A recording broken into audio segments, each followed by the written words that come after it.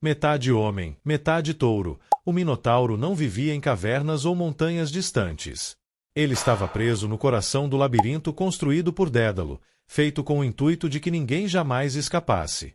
Esse monstro era filho de um erro cometido por um rei e de uma maldição enviada pelos deuses.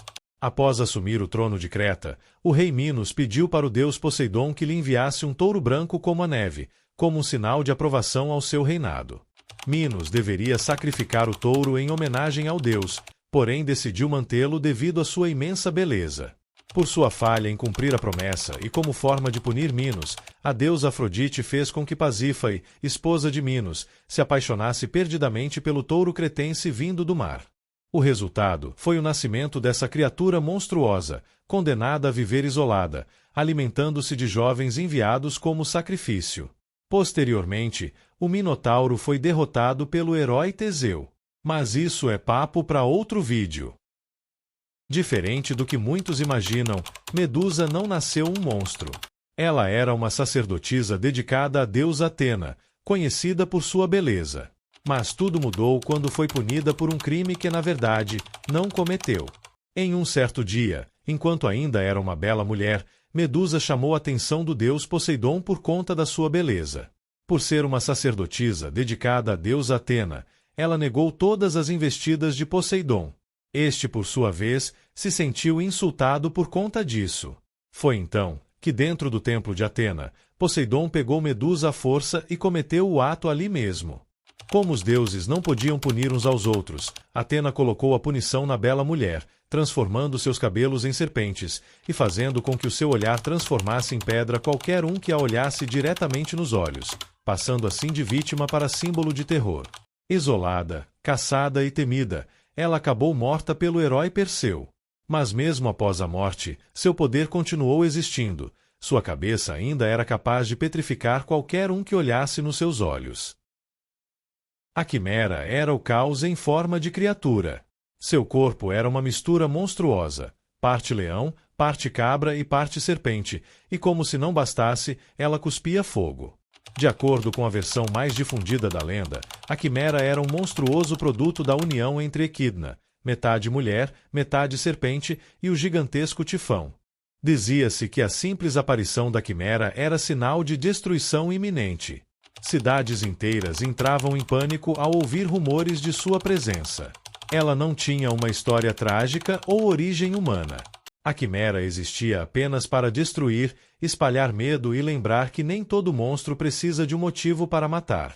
Mantida e criada pelo rei da Cária, mais tarde assolaria este reino e o de Lícia bafejando fogo incessantemente, até que o herói Belerofonte, montado no cavalo alado Pégaso, conseguiu matá-la.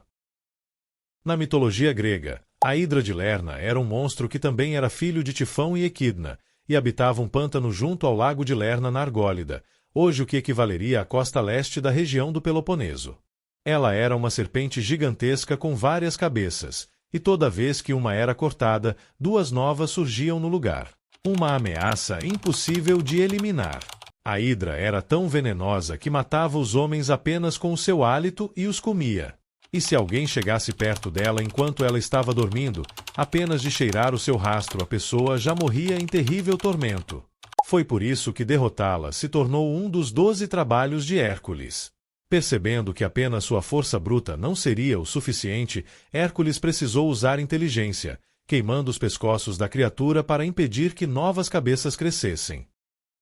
Cérbero não caçava humanos, não destruía cidades, ele apenas guardava um lugar de onde ninguém deveria sair: o reino dos mortos. Em todas as fontes presentes, é dito que Cérbero era um cão que guardava as portas do Tártaro, não impedindo a entrada e sim a saída. Quando alguém chegava, Cérbero fazia festa, era uma criatura adorável.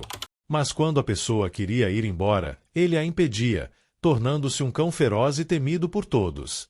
Cérbero era um cão com várias cabeças, não se tem um número certo, mas na maioria das vezes é descrito com 3 cabeças. Sua cauda também não é sempre descrita da mesma forma, às vezes como de dragão, como de cobra ou mesmo de cão. Os únicos que conseguiram passar por Cérbero saindo vivos do submundo foram Hércules, Orfeu, Enéas, Psique e Ulisses. Cérbero não era mau por prazer. Ele era apenas a última barreira entre o mundo dos vivos e o dos mortos. Essas criaturas não surgiram apenas para assustar, elas eram a forma que os gregos encontraram de explicar o medo, o castigo e os limites impostos pelos deuses. Se você gostou desse tipo de conteúdo e quer continuar explorando mitologias, curiosidades e histórias que muita gente só conhece por cima, se inscreva no canal e deixe o like, isso ajuda muito o canal a continuar crescendo. E também comenta aí qual foi a criatura que você achou mais interessante. E no próximo vídeo, vamos falar de criaturas da mitologia grega que são ainda mais estranhas e perturbadoras. Algumas delas nem sequer parecem monstros, mas fizeram coisas piores do que muitos.